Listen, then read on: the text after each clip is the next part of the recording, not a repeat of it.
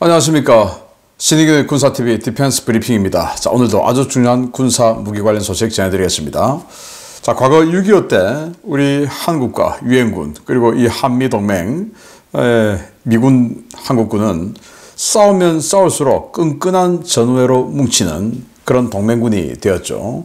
그런데 지금 쿠르스크에서 싸우고 있는 러시아군과 북한군은 싸우면 싸울수록 원수가 되고 있습니다.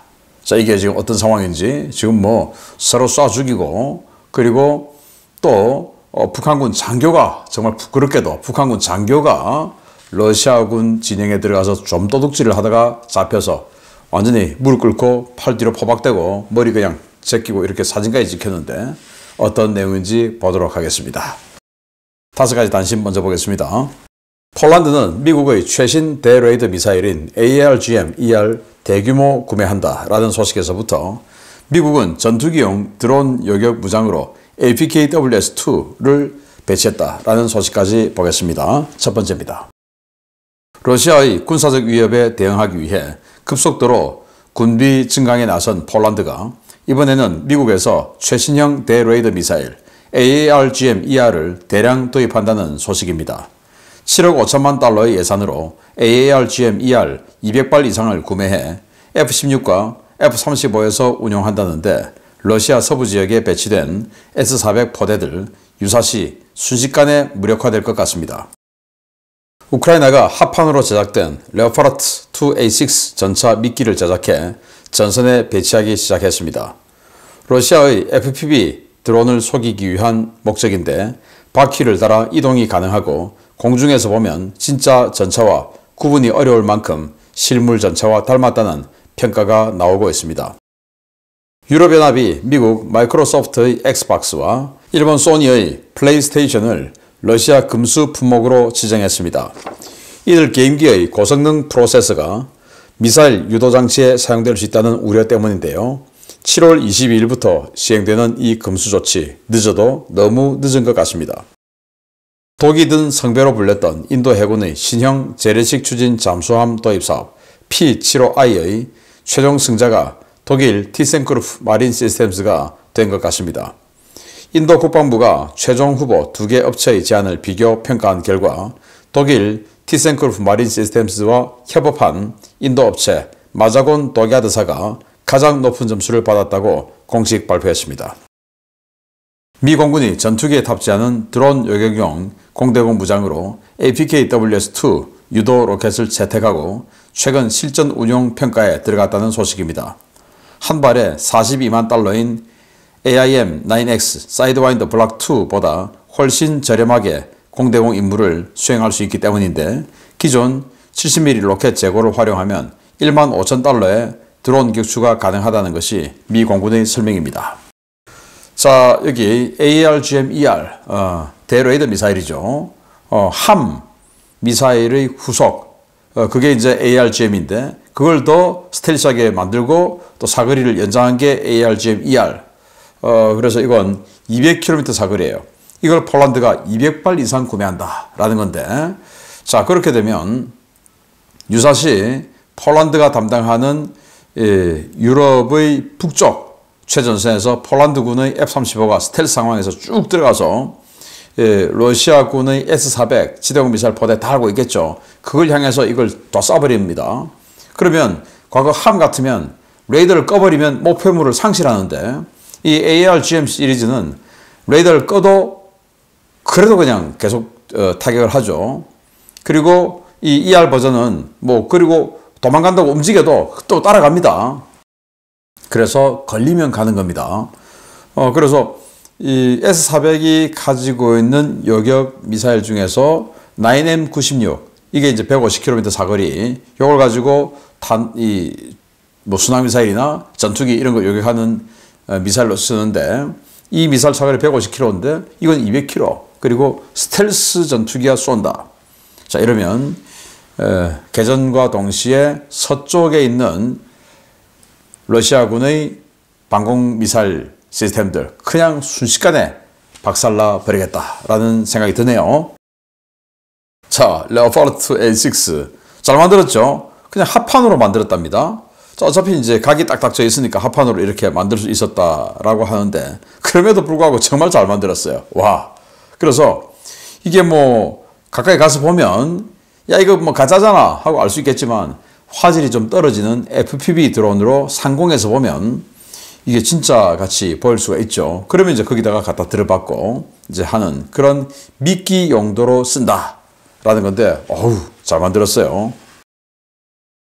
자, 소니의 플레이스테이션 게임기 그리고 마이크로소프트의 엑스박스 게임기 이런 것들이 그래픽이 너무 뛰어나죠. 그래픽 뛰어나니까 당연히 이 그래픽 카드 이런 그 반도체가 아주 좋은 거겠죠. 그래서 이런 것들을 가지고 가서 연산 처리 능력이 워낙 뛰어나니까 탄도미사일에 들어가는 부품으로 쓴다. 그래서 금수 조치를 내렸다. 그런데 금수 조치 내리면 지금 당장 하는 게 아니고 또 2월 22일부터 가동한다. 아니 그러면 러시아가 지금 당장 뭐 어마어마하게 사버리면 되는데 반도체가 못 들어가게 딱 금수가 되어 있으니까 그럼 게임기는 우리 러시아 아이들도 게임은 해야 될 거 아니냐 해서 이건 팔았는데 이것도 이제 금수 조치. 그런데 이거 진작에 했어야 되죠. 왜냐? 북한의 탄도미사일 개발, 핵 개발 등에 따라서 대북 제재 결의안에 진작부터 지금 10년 전부터 10여 년 전부터 북한의 소니 플레이스테이션 이거 못 들어갑니다. 그러면 북한의 탄도미사일 못 만들게 하기 위해서 소니 플레이스테이션 이거 못 들어가는데 그러면 러시아도 지금 불법적인 전쟁하고 있으니까 당연히 3년 전부터 했어야 되죠. 그런데 이제서야 한다. 만시지탄의 감이 있다. 또 하면 또 바로 해버리지 뭐 또 2월 22일이냐 라는 생각이 드네요. 자, 인도 차기 재해식 잠수함 사업, 이 P-75I 사업, 독이 든 성배, 우리 대우조선해양 지금 이제 한화 오션이 됐는데 참여를 했다가 드롭했어요.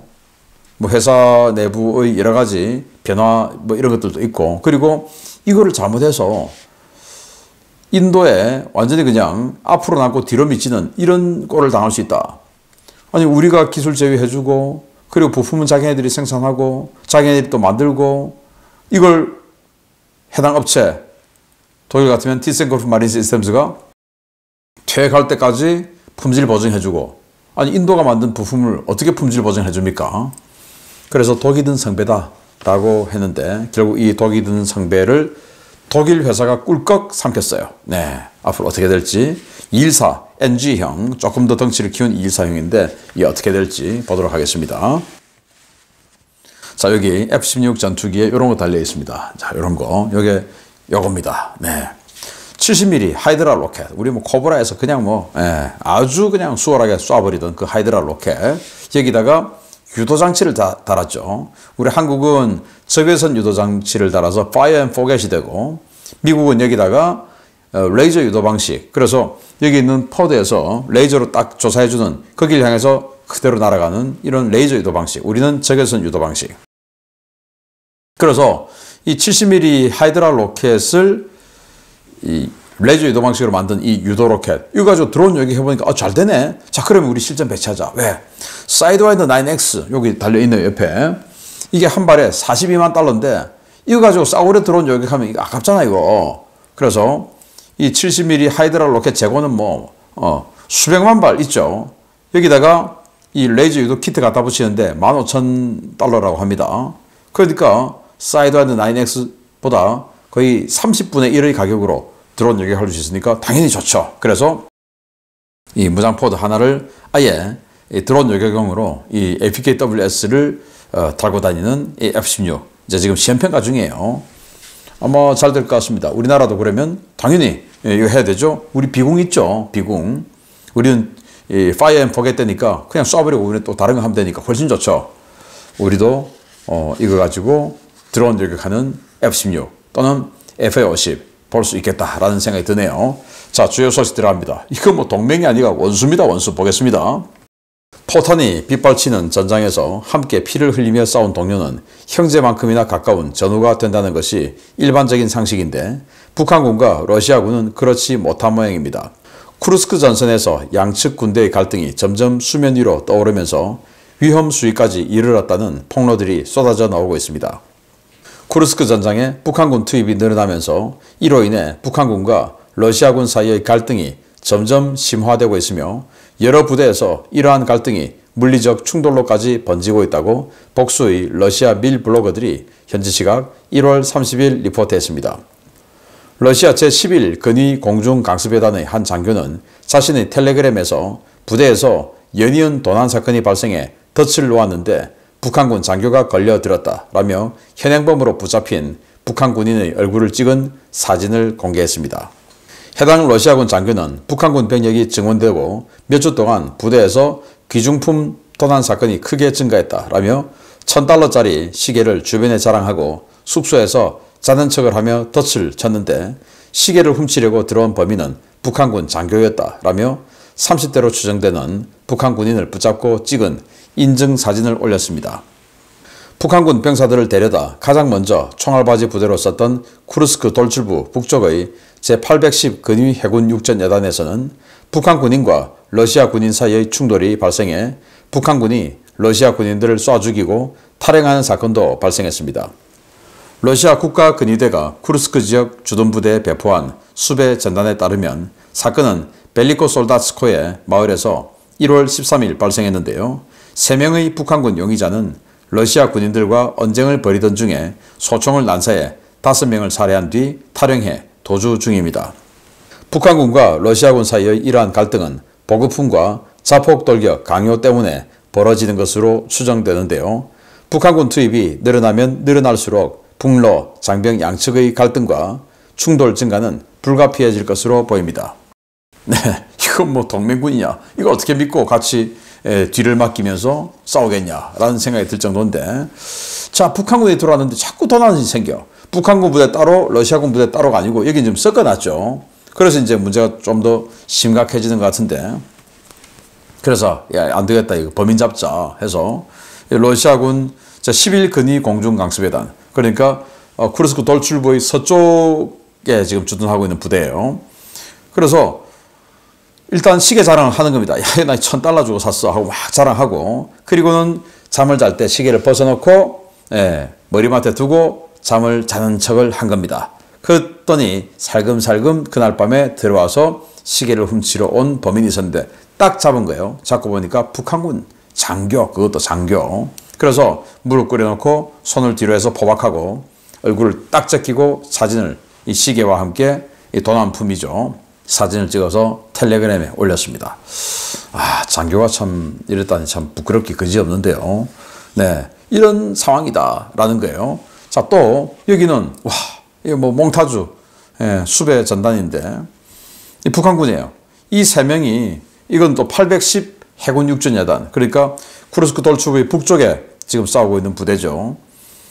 이 마을에서 러시아군하고 언쟁이 붙어서 그냥 총으로 난사해서 러시아군 5명 죽이고 여러 명을 부상에 빠뜨리고 그리고 도망간 겁니다.